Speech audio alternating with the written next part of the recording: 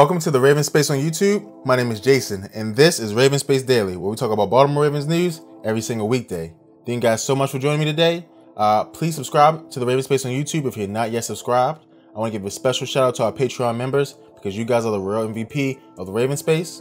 We have 3 great news stories for you guys, so we're going to hop right in to the first news story of the day. And this story comes from Forbes, and it talks about the most valuable franchises in the world.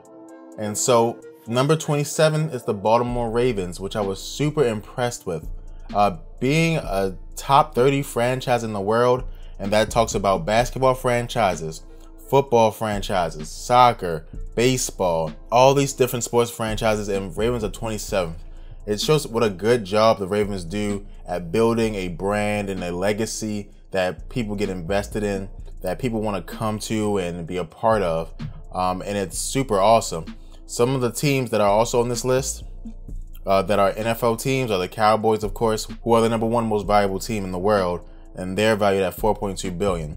The Ravens are valued at $2.3 billion. Nice payday for Bashadi. It's amazing that the Ravens are on this list. And this list is based on the valuations done on the past 4 years. I was surprised that Pittsburgh wasn't on the list. So right now, the Baltimore Ravens are more valuable than the Pittsburgh Steelers, which is awesome.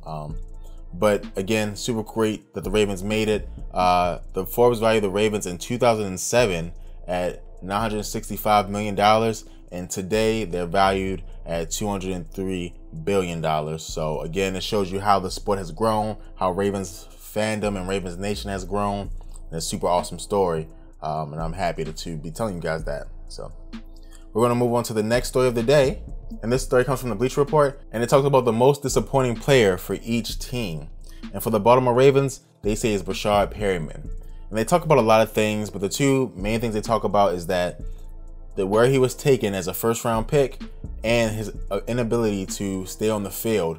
He had one very bad injury his first year where he did not play in the NFL. And last year he had some touch-and-go injuries. Nothing that was real substantial, but it gives you the feel that Breshad Perriman any second can get injured. And anytime like I hear that he's, hurt his leg in camp or he fell wrong, to be honest, my heart stops a little bit because I do not know if, he'll come back. When I see Joe Flacco, hurt his leg, I think to myself, okay, Joe will be back. Football is tough. Or when I see Yonder get hurt, I think, okay, Yonder, hope you take your time and get better, but I know you'll be back. Breshad Perriman, I really do feel like any big hit, any way he comes down wrong on his ankle, his career may be over. And you just never know. But last year he had 33 receptions for 499 yards, which isn't bad for the #3 receiver. And so I think that he can, expand. And it's only his 2nd season playing in the NFL this year. His 3rd season overall as an NFL player, as in 3rd season on a roster. But his 2nd season actually going to be playing on the field. And I think he can get better and mature as a player and help the Baltimore Ravens. So I think this is a little bit premature from the Bleacher Report, but I do see where they're coming from, where you could say when you spend a 1st-round pick on somebody, you want them to at least be playing at a high level in their 2nd year. So, and this last story also comes from the Bleacher Report, where they talk about the most clutch quarterbacks in NFL history. And number 21 is our guy, Cool Joe Flacco. And 21 is a good ranking, I think, compared to some of the names they have on this list. There's usually some things I could pick apart from the Bleacher Report's list, but like number 20 is Warren Moon. You really can't pick that apart. We saw Warren Moon was very clutch. They say Joe Flacco's number 21, and they say that he doesn't really play up to that level in the season, but for some reason, even in big games, like against the Steelers, Joe plays very well. In a regular season, he plays very well. He played well against the Steelers last season in that Week 16 game, right before, the defense let the last drive go. He always plays well in the playoffs, in my opinion. The last playoff game, I believe we lost against the Patriots. He played very, very well. In my opinion, he outplayed Tom Brady again. And so, Joe is clutch. When it matters, when the weather starts getting cold, Joe is at his best. You can't disagree with the rating number 21. Joe's career is not done yet. If he gets another championship, they'll move him up here. And and we'll see. But right now, he's number 21 on the Bleacher Report's list of the greatest clutch quarterbacks in the NFL. And let me know if being clutch makes Joe elite, because they do comment on that in this article as well. So I really would like to know what you guys think about that. And like we do at the end of every single RavensSpace Daily, we have a mailbag question from you guys, the RavensSpace community. And this question comes from Joshua. And Josh says, we have suffered through some injuries and suspensions so far this offseason. If another player goes down in training camp / the preseason, what player could we at least afford to lose for the 2017 season outside of Flacco? Could an argument be made for Justin Tucker? Thank you so much, Joshua, for your question. So first I'll answer the second question. Yes, an argument can be made for Justin Tucker. A lot of analysts last year said Justin Tucker was the MVP of the Ravens, right? He was the only consistent from a scoring perspective that we had. An argument can be made.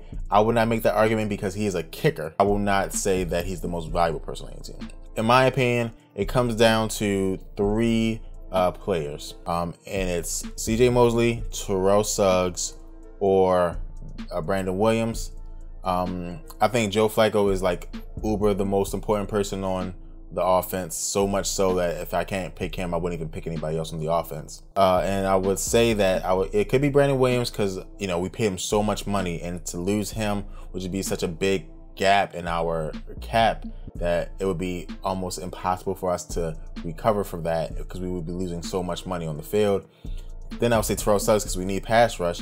I would personally pick CJ Mosley. I think he is one of the pieces that holds together the defense. Every team needs a middle linebacker that can transition from pass coverage to run stop, and CJ Mosley does it beautifully. You can try to stop, you know, a running back or a running game with your front three linemen. It doesn't work. You need a middle linebacker to, you know, get there and make those tackles. You can try to play pass coverage with just the four and the back, the two cornerbacks and the safeties. It won't work. You need to have a linebacker over the middle, you know, patrolling and making plays. And this is what CJ Mosley does. I think he's the glue to the Ravens defense and the most valuable player other than Joe Flacco on the Baltimore Ravens. Thank you so much for your question, Joshua. And that does it for today's episode. Thank you guys so much for watching. Please subscribe to the RavensSpace on YouTube. Check out our Patreon page. Check out our t-shirt store. And follow us on our different social media channels, Facebook, Twitter, and Instagram. Thank you guys so much, and go Ravens.